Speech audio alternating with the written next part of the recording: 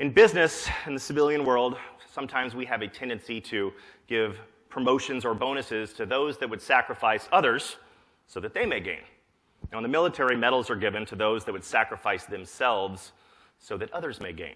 See, out here in the civilian world, myself included, we have it a little backwards sometimes. And then there's organizations, large and small, that have people at the very top who are absolutely not leaders. They are authorities. And because they have authority, people do what they say. But nobody would truly ever follow them anywhere, would they? And then there's people in the middle and at the bottom that absolutely are leaders. They simply have no authority. And those are the people that have to be identified, nurtured up within the organization, thereby creating a solid foundation for decision-making and execution at all levels within the organization. Now, as a leader, I believe that one of your responsibilities, amongst the many responsibilities, is to, in fact, study leadership in various shapes and forms, always pushing yourself to be a better leader for your team. Now, over the years in my leadership studies, I've learned a few things, mostly from costly mistakes and failure, of course. One is there's a distinct difference between the discipline of management and the discipline of leadership. Management is about coping with complexity, about managing people and tasks, whereas leadership is about coping with change and aligning a team towards the execution of a specific vision. Now, both disciplines, obviously very important, can be harnessed within one individual, but both require constant personal and professional development, regular, transparent feedback from your team, which can be a little humbling at times, self-reflection, and then, of course, taking action on that feedback.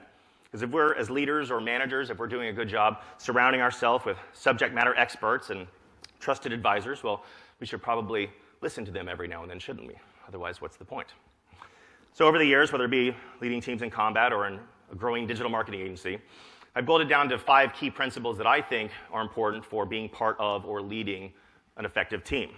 First, you really have to create a culture of leadership. That naturally, of course, starts at the top, senior leadership, leading by example, and then it bleeds down through the entire organization.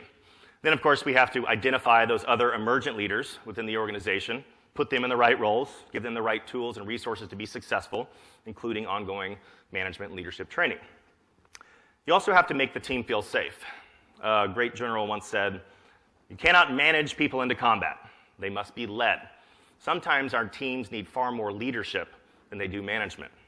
I know it's hard to imagine anybody feeling safe in a combat situation, but when the team trusts one another, they have that shared sense of purpose, and they trust the leadership to make a good decision, or sometimes just any decision for that matter, it does create this overwhelming sense of safety and security.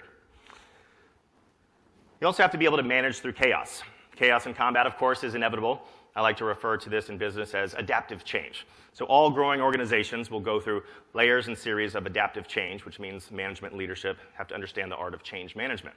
It can be scary. An organization, as you guys well know, will grow and grow using a certain set of systems and processes, and then it will hit one of those inevitable growth barriers, and it has to reinvent itself, put in place new systems, new processes, even new roles and people sometimes, in order to create a more efficient and profitable organization so it can scale to the next level. Will it hit one of those barriers down the road, and it'll have to do it all over again. But that, of course, is scary to the team.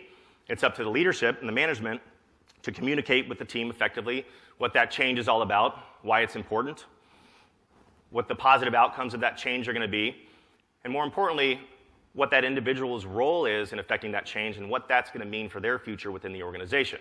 And if you're doing that effectively, the team stays focused on the mission, and if you don't, they'll spend half the day updating their LinkedIn profiles and looking for other jobs. We also have to be able to embrace servant leadership.